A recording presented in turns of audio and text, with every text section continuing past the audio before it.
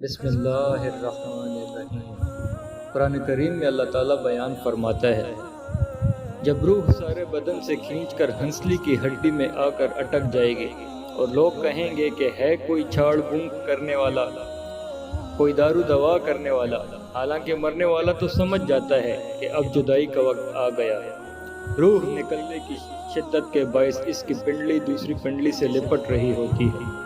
یہی تو اپنے رب سے ملاقات کا وقت ہے۔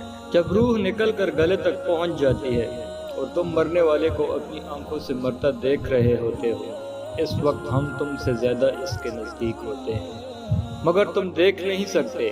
اگر تم اپنے قول میں سچے ہو کہ تمہیں جزا و سزا کچھ نہیں ملنے والی، تو تم اس کی روح کو پلٹا کیوں نہیں دیتے؟ کاش تم دیکھ سکو کہ جب ظالم موت کی سختیوں میں مبتلا ہوتے ہیں اور فرشتے عذاب کے لیے اپنے ہاتھ بڑھاتے ہوئے کہتے ہیں کہ لاؤ نکالو اپنی جانیں۔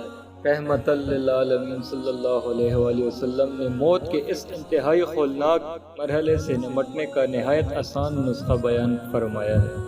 بے شک صدقہ خدا کے غضب کو ٹھنڈا کرتا ہے اور بری موت سے بچاتا ہے، اور اللہ تعالیٰ فرماتا ہے، اور خیرات کرو اس مال میں سے جو ہم نے تمہیں عطا کیا ہے، اس سے پہلے کہ تم میں سے کسی کو موت آئے، اس وقت کہنے کے لگے، اے میرے پروردگار، تو نے مجھے تھوڑی سی اور مہلت کیوں نہ دی تاکہ میں خیرات کر لیتا اور نیک لوگوں میں داخل ہو جاتا۔